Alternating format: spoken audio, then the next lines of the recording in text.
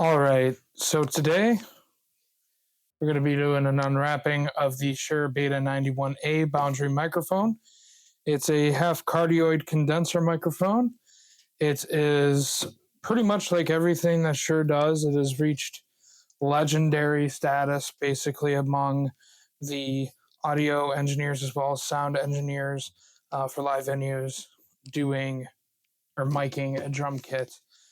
So with this being said, let's get started.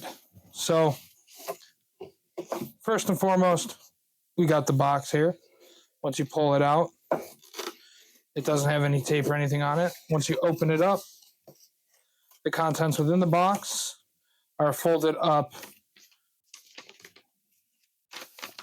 quick start / factorial piece of paper. Shows you, what each setting does in multiple different languages.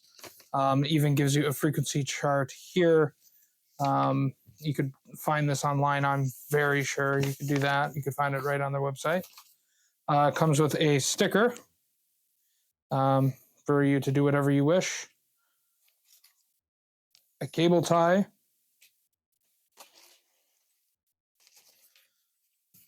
A little sleeve so you can store it, as well as the product itself and a product safety and warranty information paper, I guess we'd call it. So here we go.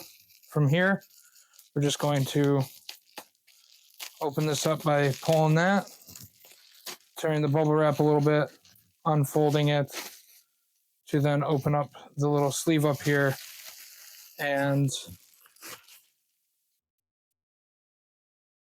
there you have it. You can see here that there is a little sticker here where the XLR will end up going. So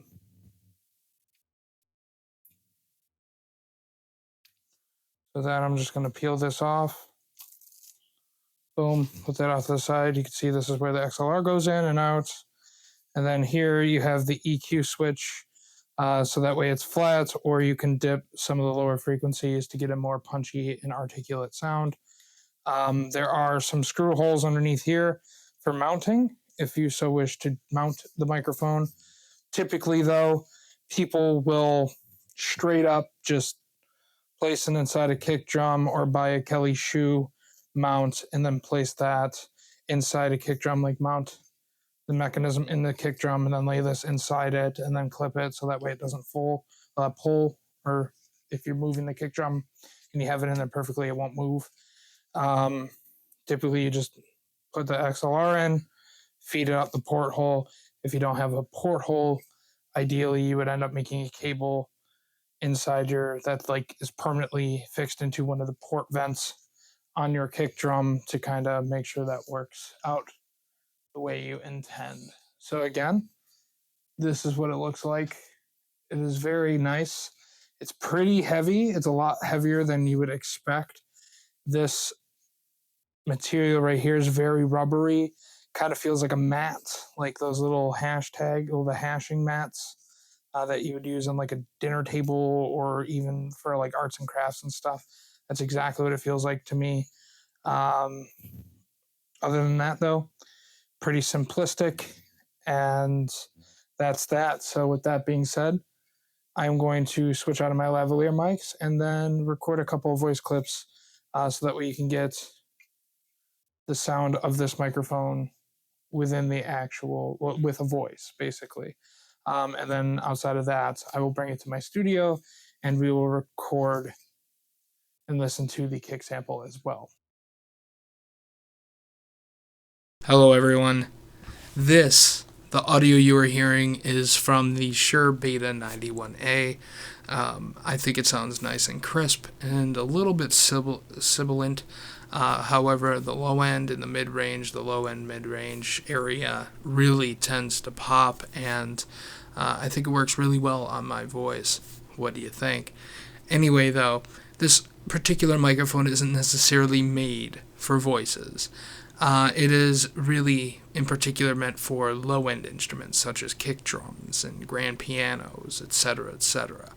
But be that as it may, it still works pretty well, and I would honestly recommend it for people who want an inexpensive microphone that's going to give them a near perfect podcasting or broadcasting type of sound to their voice, so long as it's on the lower end of the spectrum. If you have a higher pitch voice, it may not be the best fit for you because you might end up being a little too sibilant and have a little too much upper range frequencies that will make them harsh, and then you'll have to do more post processing.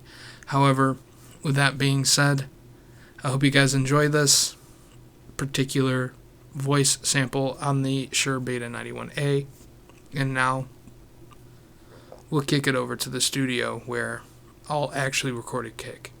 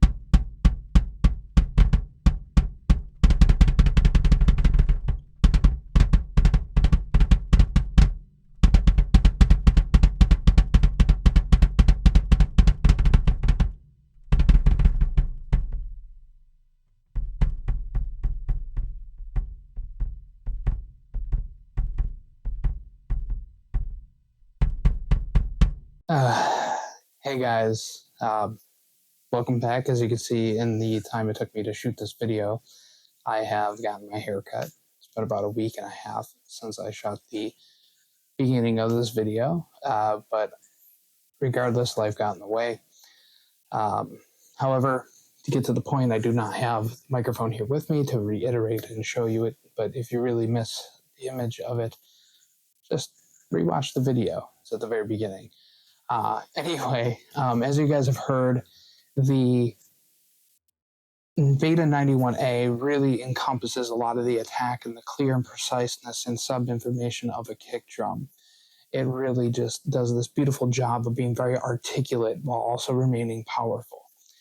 I did notice, however, that some of the mid information isn't as punchy as you might like, so you'll have to do some additional processing there. However, this is a microphone that was meant more for on stage than it was for in the studio.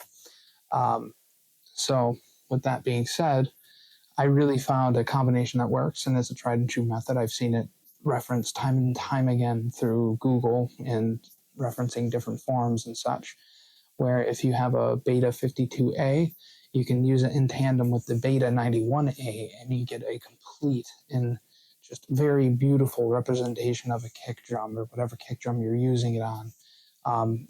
You mostly get a lot of the low mid punchiness from the 52A, and then you get that clear cut, precise attack on the beater as well as the subby information from the 91A.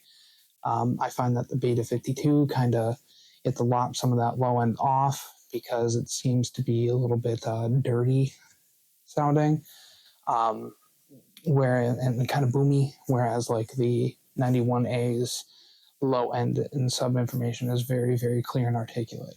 So realistically, with that being said, do I recommend this microphone? Absolutely.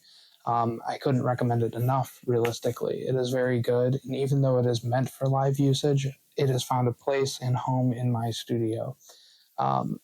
I will continue to use it for as long as its lifespan will allow it, and then I'll probably buy more. So, like, honestly, I like it that much. It's going to be a mainstay in my productions. Yeah, I hope this video was of use to you guys and it gave you the information that you were searching for. If you do like this video, please like, rate, comment, and subscribe. I am going to be uploading as much as I possibly can. Life does get in the way sometimes, but I am trying to be more consistent as a creator. And, I would love to share my knowledge of audio production with the world, and this is my way of doing it. So please follow along on the journey with me.